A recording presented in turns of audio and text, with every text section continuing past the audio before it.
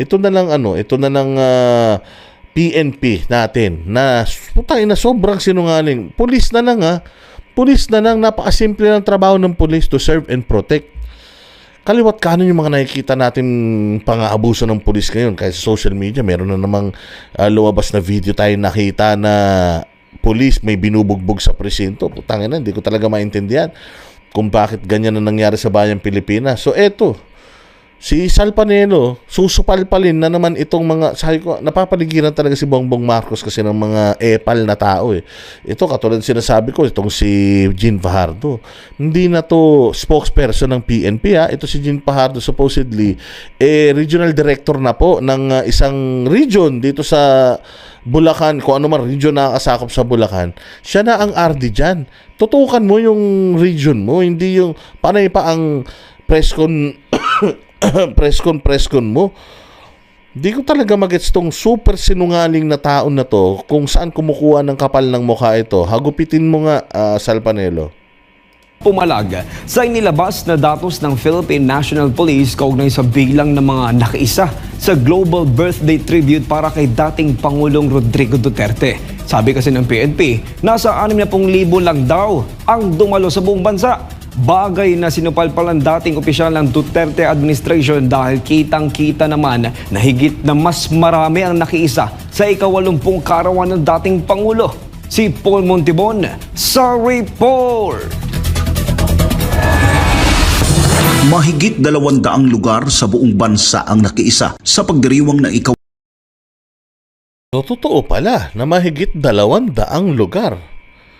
Sure talaga tayo na higit 200 Kung 200 lugar divided by 60,000, putang ina niyan. Napakalaking kagaguhan talaga na minamaliit ninyo yung masang Pilipino. Diyan natatalo si Bongbong eh. Diyan sa pagpamaliit sa boses ng Pilipino eh. First time nangyari to. First time na nangyari to sa history ng Pilipinas. Sabi ko nga sa inyo, EDSA 1 and 2, EDSA lang yan. Mantakin mo ito, buong Pilipinas, hindi lang buong Pilipinas, buong mundo. And this is a world record na ang isang presidente ay sinelebrate ang birthday simultaneous buong Pilipinas at saka buong mundo. I am sure tayo ang may kauna-unahang gumawa niyan. 80 kaarawan dating Pangulong Rodrigo Roa Duterte noong Biyernes, Marso 28. Makikita ang dagsa ng mga tao. Puno ang mga venue. Umaapaw pa hanggang sa mga lansangan. Mula sa mga parada hanggang sa malalaking pagtitipon, iisa ang sigaw ng mga dumalo. Pasasalamat sa dating Pangulo. Madamdaming mensahe ng katatagan at panalangin na makabalik na ito ng bansa. Sa pambihirang pagkakataon, tila ngayon lang nagkaroon ng sabay-sabay na pagdiriwang ang bansa para sa isang Pilipino na tinagurian nilang pinakamagaling na lider ng bansa. Kaya dito tayo ngayon. Nakita ko na naman yung mukha nito ni Charis Pempenko. Ang ilan to, nakakabwisit talaga. Ay ko nga, sobra sinunga. Yun yan yata yung qualifications, no? Sa tingin nyo, yan ba qualifications ng gobyerno sa pag-hire ng mga empleyado nila at ng mga magtatanggol sa kanila? Kailangan sobrang sinungaling mo. Claire, sobrang sinungaling. Itong si Boying, sobrang sinungaling. Itong si SILG, sobrang sinungaling. Si Anyo, sobrang sinungaling.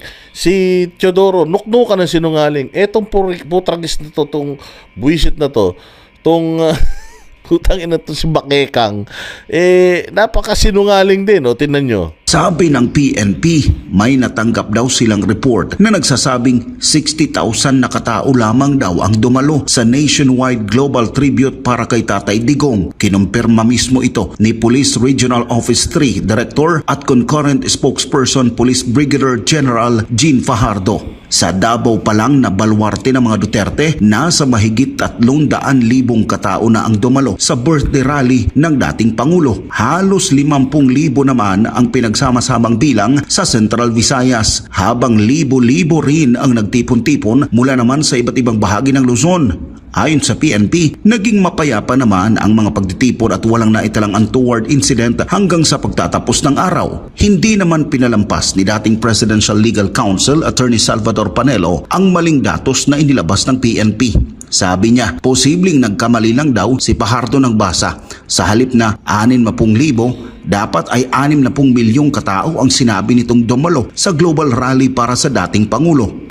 Nagkamali lang siguro ng sulat kasi ang ibig niya sabihin 60 milyon sa buong mundo at sa Pilipinas ang nagsama-sama at nagtipon sa pagdiriwang kay Pangulong Duterte sa kanyang ika-80 na kaarawan at nanindigan para sa bayan at sinalungat ang ginawang pagmaltrato sa kanya, ang ginawang illegal na pag-aresto sa kanya, illegal na pagdetini sa kanya, illegal na pagkidnap, at lalong-lalo na ang pagsuko ng pamahalaan ng soberentiya ng bansa.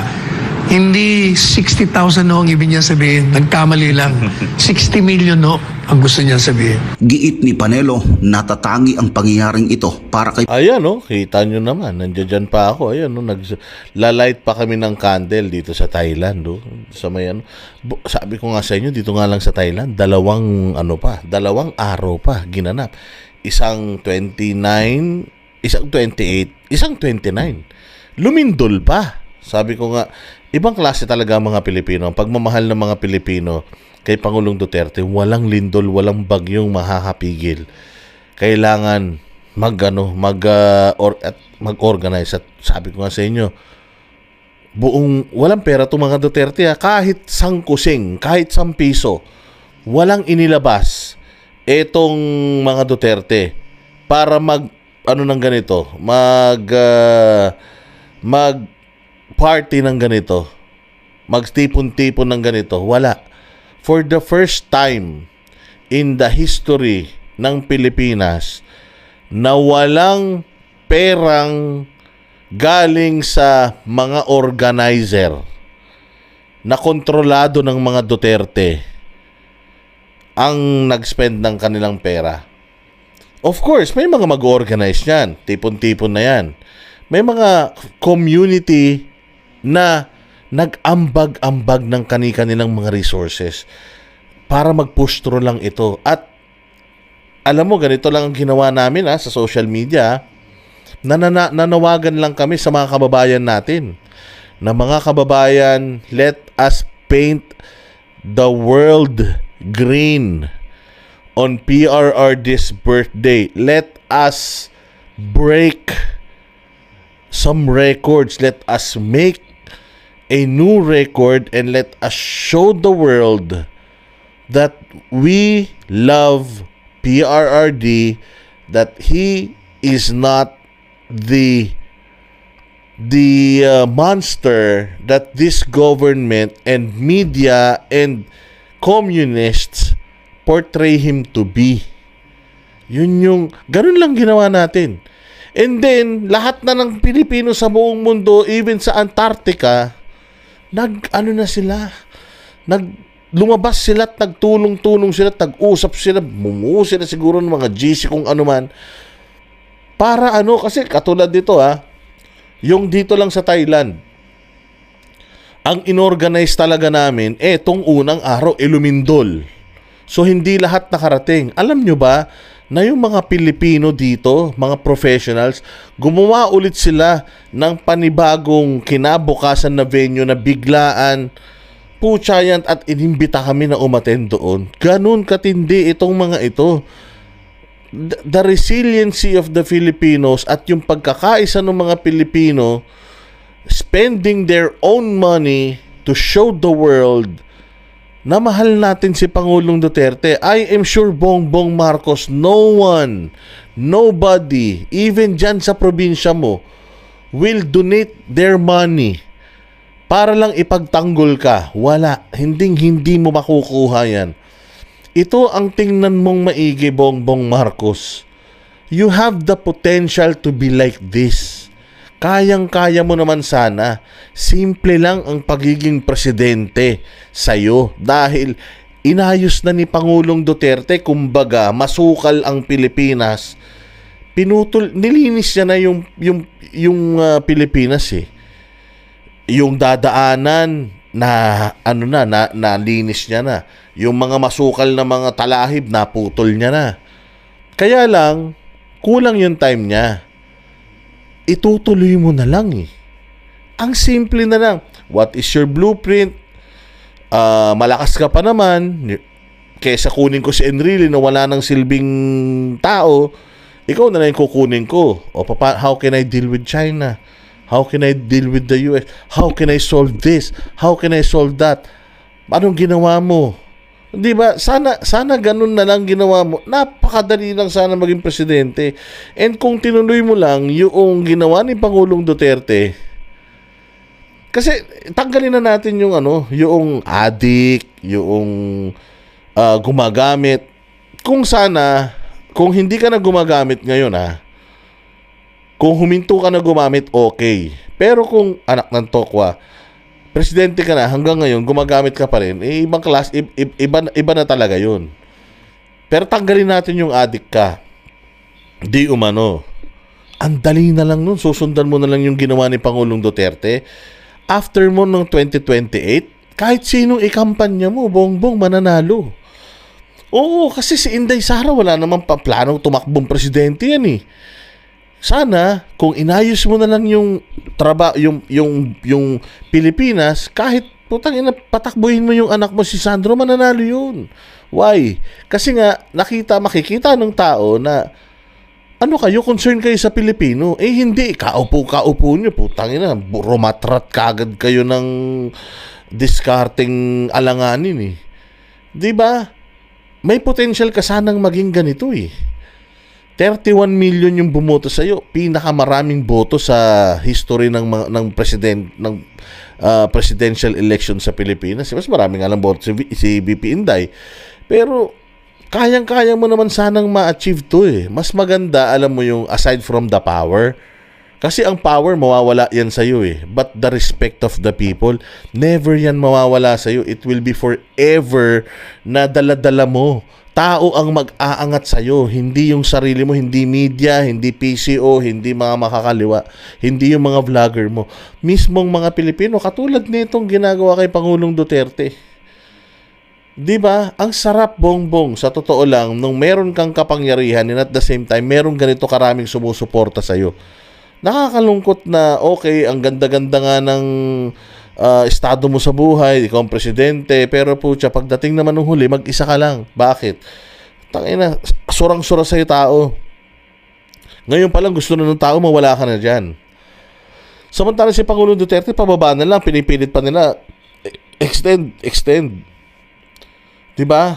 So sana kung sinundan mo lang si Pangulong Duterte, you could have been loved by these people. Binoto ka ng mga to for your information. When I asked itong mga taga-Thailand, sabi ko, mga taga-Thailand, sino nabudo? Lahat sila tumaas ang kamay. These people voted for you, bongbong. So, the potential na mahalin ka rin ng mga ito, katulad ng pagmamahal nila kay Pangulong Duterte, nandoon mataas. Ang problema, kung kani-kanino ka nakikinig, puros ganid, puros pansariling kapakanan lang ang inintindi nyo. Kaya ayan, imbis na mahalin ka ng mga to, wala, gigil na gigil sila sa iyo. Mantakin mo sa araw na ito kung gaano karami ang Pilipino nagdadasal na mamatay ka na. Milyon. Masaya ka sa ganun, BBM? Ang inang yan. Kung masaya ka sa ganun, demonyo ka na talaga. Pangulong Duterte, anya wala pa siyang nakitang ibang presidente sa kasaysayan ng Pilipinas na ginawaran ng isang espesyal na pagdiriwang ng milyong-milyong Pilipino sa buong mundo. Never in the history of this country that a president has that kind of following and celebration of his birthday. Wala, tingnan nyo, magmula pa sa Quezon, lahat. Sino pa ba? Osmeña, ano pa? Quirino, Magsaysay, Macapagal, Marcos, Aquino, sino pa? Estrada, Ramos, Cory, lahat yan. Wala. Kahit na birthday ng ating Pangulo, meron bang ganun? Wala. Patunay lamang anya ito na hindi basta-basta ang isang Pangulong Rodrigo Duterte sa puso ng mga Pilipino at hindi na rin daw nakapagtataka kung isang araw ituring itong bayani ng bansa. Sapagkat tumalab talaga sa isipan at sa puso ng mga Pilipino ang mga legasiyang mga itinayo niya. Ang lahat ng mga ginawa niya talagang napamahal siya. Kaya nung ikinulong siya, yan, naglabasan lahat. Kaya hindi tayo magtataka kung siya'y tatanggalin bagong bayani ng mga listahan ng mga bayani dito sa ating bansa. Para sa Diyos at sa Pilipinas, Yun ang sinasabi natin, Pangulong Marcos. Kaya nga, ako nananalangin na sana, excuse me, magising ka sa katotohanan and i-correct mo. The next 3 years of your presidency, I hope that you will dedicate it to the people. Sa tao naman. Sige na, lost na namin yung nangyari for the past 3 years. Walang nangyari, zero ang infrastructure, walang programa, puros ayuda. Okay, sige, lost na namin yun. Sanay naman kaming i-charge sa experience lahat eh. Na lang tayo? Trabaho na lang tayo for the next 3 years. O baka sakali, maisalba mo pa yung pangalan mo at yung pangalan ng pamilya mo. Well, let's just hope. Sabi ko nga, prayers can move mountains, hindi nga, 'di ba? So let's just hope and pray na magising sa katotohanan etong tulongges na ito. Ayan. Maraming salamat ulit mga bossing sa inyong walang sawang pagpatnubay dito sa ating channel. Maraming salamat po sa inyong pag-like at pag-share. Importante po yung mga comment ninyo. Binabasa ko po lahat ng mga comments ninyo ha. So importante po yan. Kaya mag-comment po kayo lagi, mag-like po kayo, mag-share po kayo para makita rin ng mga taga-gobyerno na nanonood, nakabantay dito sa channel natin na may boses kayo at the reason why you are reading or watching me dahil pare-parehas tayong fake news peddler, ganyan. Pare-parehas tayong naniniwala sa peking balita at pare-parehas tayong naniniwala na walang kwenta talaga itong channel na ito, hindi ba? Yan. So maraming salamat po muli sa inyo. Mabuhay kayo. God bless us all and God bless sa Philippines. You're amazing. Magandang araw sa inyo lahat. Kami ang boses ng masa, hindi natatakot.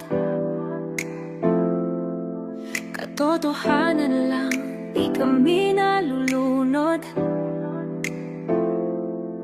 Walang bahid ng sismis, lahat ay totoo. Kahit sino ka pa, pag mali ka babanatan ka. Walang pinipiling kulay, wala kaming kinikilingan. Basta para sa bayan, kami lalaban. Pagdama palakpakan, pag mali banatan. Di matitinag, di matatakot, para sa bayan tuloy ang sigaw. Sa harap ng kamera, walang halong takot. Mga baluktot, lahat kayo'y tutumba. Ang hustisya at totoo, yun lang ang mahalaga.